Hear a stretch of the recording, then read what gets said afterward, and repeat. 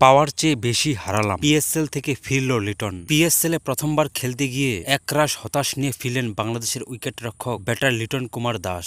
শুরুর আগেই চোটের কারণে তার এবারের পিএসএল এর অধ্যায় শেষ হয়ে গিয়েছে। আঙুলে চির ধরা পড়ায় অন্তত 2 সপ্তাহ মাঠের বাইরে থাকতে হচ্ছে তাকে। স্বাভাবিকভাবে পিএসএল থেকে ফিরে লিটন অনেকটাই হতাশ। তো তিনি ফিরে এসে কি বললেন চলুন দেখিনি। তার আগে বন্ধু, আপনার কাছে একটি ছোট্ট রিকোয়েস্ট, ভিডিওটিতে একটি লাইক আর চ্যানেলটিকে সাবস্ক্রাইব করে রাখুন। ইতিমধ্যেই বাংলাদেশে এই উইকেট রক্ষক ব্যাটারের পরিবর্তন নতুন করে অস্ট্রেলিয়ান ব্যান ম্যাকডারমটকে দলে নিচ্ছে করাচি কিংস। অন্যদিকে চোটে নিশ্চিত হওয়ার পরেই পাকিস্তান থেকে রওনা হন লিটন। পরে গতকাল শনিবার রাতেই পা রাখেন ঢাকায়। দেশে ফিরে গণমাধ্যমের মুখোমুখি হয়ে নিজের হতাশা লুকাননি। করাচি কিংসের সহানুভূতিশীল আচরণের প্রশংসা করে লিটন বলেছেন, তারা যথেষ্ট হেল্পফুল, মন মানসিকতার দিক দিয়ে তারা অনেকটাই ভালো। তারা সম্পূর্ণ কল আমার উপরেই ছেড়ে দিয়েছিল যে আমি কি করব। তারা জানতো যে সময় লাগবে, কিন্তু কতটুকু ব্যথা হচ্ছে সেটা বোঝার জন্য আমাকে সময় দিচ্ছিল। একটা ইনজুরি হলে 2-3 সপ্তাহ লেগে যায়। এরপর অনুশীলন ছাড়া ওরকম একটা টুর্নামেন্ট খেলা খুবই কষ্ট। এরপরে হতাশ ঝরে এই টাইগার তারকার কণ্ঠে আমি মনে করেছি যেহেতু সামনে জাতীয় দলের খেলা আছে তার জন্য রিকভারি হওয়া দরকার,